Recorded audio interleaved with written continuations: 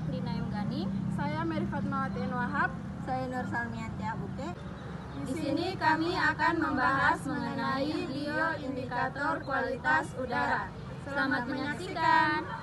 Pencemaran udara disebabkan oleh sumber bergerak dan sumber tidak bergerak yang meliputi sektor transportasi, industri, dan domestik. Faktor lainnya yang secara tidak langsung berpengaruh terhadap terjadinya pencemaran udara adalah pertumbuhan penduduk dan laju urbanisasi.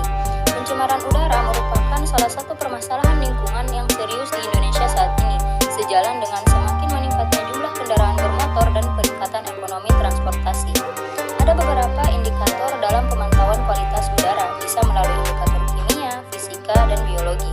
Indikator biologi merupakan kelompok organisme yang saling berhubungan dan keberadaannya atau perilakunya sangat erat berhubungan dengan kondisi pada lingkungan tertentu. Hal ini dapat digunakan sebagai petunjuk kualitas lingkungan atau uji kuantitatif. Efektif tidaknya suatu indikator yang digunakan dapat ditentukan melalui keterkaitan faktor lingkungan dan parameter biologis.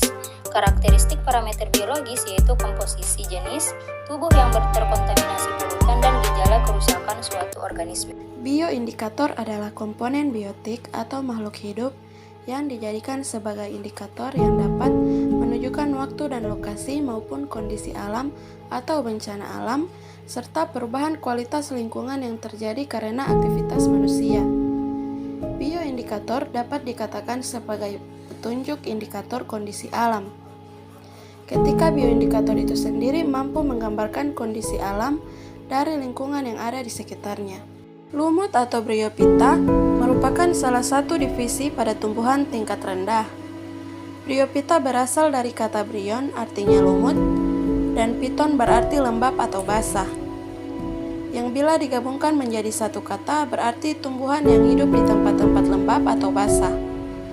Lumut dengan nama latin Bryophyta memiliki sekitar 16.000 spesies yang dikelompokkan menjadi 3 kelas, yakni lumut hati atau Hepaticea, lumut daun atau Musci, dan lumut tanduk atau Anthocerotea.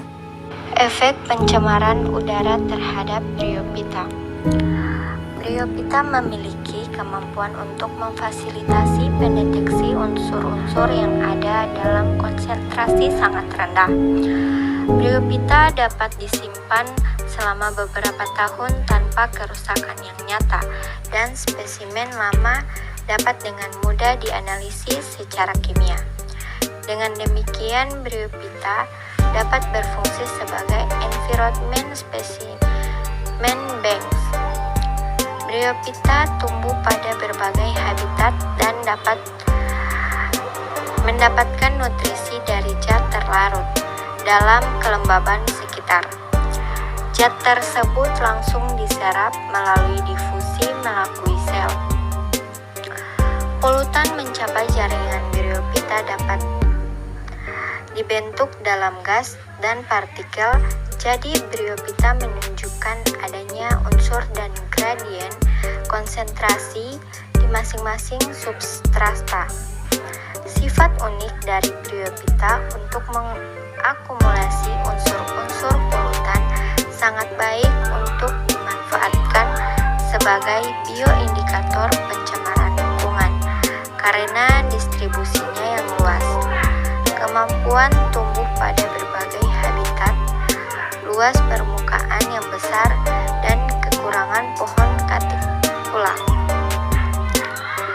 Berdasarkan responnya terhadap polutan di udara, ada 2 jenis. Yang pertama, Bryophyta yang sensitif langsung menunjukkan perubahan ketika ada sedikit polutan dalam jangka waktu yang pendek. Organisme jenis ini lebih baik digunakan dalam laboratorium. Yang kedua, Bryophyta dapat menyerap polutan dan nitrat lebih banyak dari tumbuhan lain di habitat yang sama dalam jangka waktu yang lama atau akumulasi. Bryophyta jenis ini lebih efektif dalam pemantauan tingkat pencemaran logam berat di udara. Kelemahan Bryophyta sebagai indikator kualitas udara.